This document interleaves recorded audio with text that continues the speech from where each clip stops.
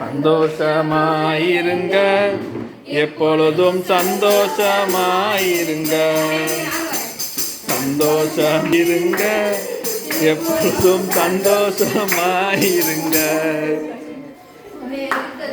நேரத்திலும் கண்ணீரின் பாதையிலும் நெருக்கத்தின் நேரத்திலும் கண்ணீரின் பாதையிலும் நம்மை காண்கின்ற தேவன் நம்மோடு இருப்பதால் சந்தோஷமாயிருங்க.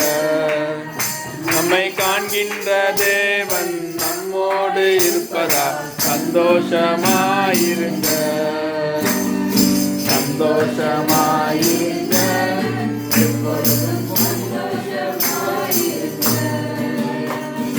சந்தோஷமாயிருங்க, எப்பொழுதும் சந்தோஷமாயிருங்க.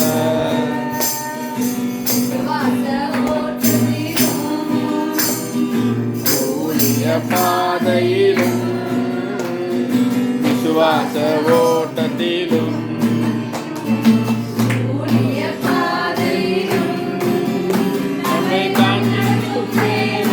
நம்மோடு இருப்பதால் சந்தோஷமாயிருங்க. நம்மை வழி நடத்தும் தேவன் நம்மோடு இருப்பதால் சந்தோஷமாயிருங்க. ஏசாயா தீர்க்கதரிசி வசனம் அதிகாரம் 45 வசனம் 4.